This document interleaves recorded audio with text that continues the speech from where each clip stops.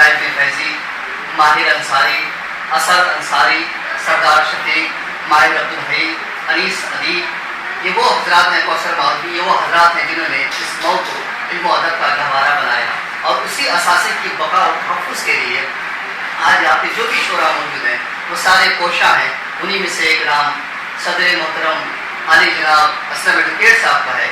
میں ان کو آپ حضرات کے سامنے پیش کرنے سے پہلے اپنے مہمان خصوصی خواجہ معین الدین چشتی یونیورسٹی کے پروفیسر علی وقار محترم مسعود عالم فلاحی صاحب سے گزارش کروں گا کہ آپ نے مئو میں ایک لمبی مدت گزاری ہے اور بہت سی جگہوں پہ آپ نے اپنی علمی تشنگی بڑھائی ہے.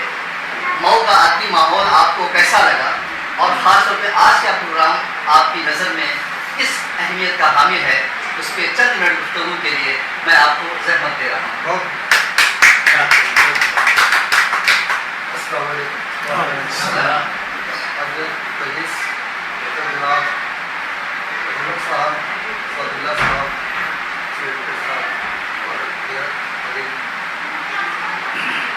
آج میں اچانک ہو آیا اور اتفاقاً جو ہے میرے کلاس میٹ اجمل صاحب نے جو ہے قبول کیا، اور یہاں آج معلوم کہ یہ ایک نشست ہے. ماشاء اللہ میں بہت اپنے آپ کو خوش نصیب سمجھتا ہوں کہ اتنی رونق اور شعری لحاظ سے، ادبی لحاظ سے اتنے مانا تیز افراد پڑھنے کی وجہ سے تشریف ہوا. قرآن کی ایک حدیث میں ہے ان صحرا کہ جو بیان ہے، دین ہے یا خطاب ہے یا جو شعر ہے، اس کے اندر جو ہے جادوئی کلام ہوتا ہے، تبدیل ہوتی ہے. قرآن نے ایک جگہ پیش کیا ہے کہ یار پڑھنا چاہتا ہوں میں، اس میں کہا ہے اللہ تعالیٰ نے وَالشُّعَرَاءُ يَتَّبِعُهُمُ الْغَاوُونَ أَلَمْ تَرَ أَنَّهُمْ فِي كُلِّ وَادٍ يَهِيمُونَ وَأَنَّهُمْ يَكُونُونَ وَلَا يَفْعَلُونَ. جو شعراء ہیں وہ وحی کی اتباع کرتے ہیں. آپ یہ دیکھتے ہیں کہ وہ ہر فلم یا ہر وادی گھومتے رہتے ہیں، کرتے رہتے ہیں، وہ کرتے جو نہیں، وہ کہتے جو کرتے نہیں. پھر آگے کہا اللہ نے ان الذین آمنوا بالصالحات، اس کے ایمان لائے اور عمل صالح کیے. یہ جو نشست ہے قرآن کی آیت اللہ کی استثناء ہے اس تکمیل. اور میں آج میں آصف آیا تھا کہ اردو بھی تھی، لیکن آپ کے کلام سے میں بہت محفوظ ہوا اور مل گیا میں. اور میں اسی پہ بھی دیکھ چاہتا ہوں کہ میں بھی جو یہاں مئو میں تھا، ہمارے استاد کے شوق عالمی صاحب تو وہ بھی شاعری کرتے تھے، اور اس میں ہم نشاد عالم اور اجمل اور سب لوگ لکھتے تھے. میری والدہ کی انتقال میں چھوڑ دیا تھا، شاعری کرنا شاعری چھوڑ دیا تھا. لیکن مجھے بہت خوشی ہے کہ ہمارے کلاس میٹ اجمل صاحب نے اس رواج زندہ رکھا ہے اور جو بنیاد ڈالی ہے. لیکن جو اشعار کے اندر معنویت ہے اور جو سادگی ہے اور اس کے اندر جو معنی پیش کر گیا ہے، واقعاً جو ہے سماج کے لیے جو ہے جانی چاہیے.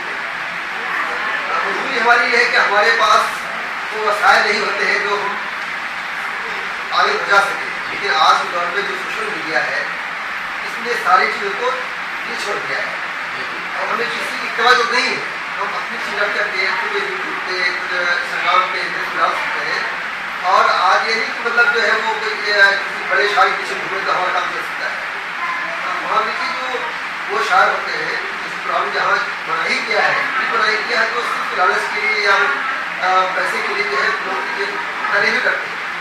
ایسے کلام سے جس میں جو ہے سماج سے سفار ہو، سماج کے اندر علم کی رونق ہو، سماج کے اندر جو برائی ہے وہ رکے، نہیں کیا ایسے اشعار ہونے چاہیے. اسلام اس کی اتباع کرتا ہے. امید ہے کہ اللہ تعالیٰ اس بزم کو صرف اس روم تک نہیں، یہ دنیا کے بڑے بڑے مدارس تک لے جائے گا. اللہ تعالیٰ آپ سب لوگوں کو ضرور پہنچائے جہاں ہم نہیں سوچ رہے ہیں کہ اللہ تعالیٰ ایک ایسا دلائے گا کہ آپ کی مدتیں آگے نہیں جائیں گی. ہم نے کہا ہے کہ لئی سر انسان لما سعا ورنہ سعی ہم لسبے گا. इंसान कुछ भी नहीं है सिवाय मेहनत के, और उसकी मेहनत रंग लाती है।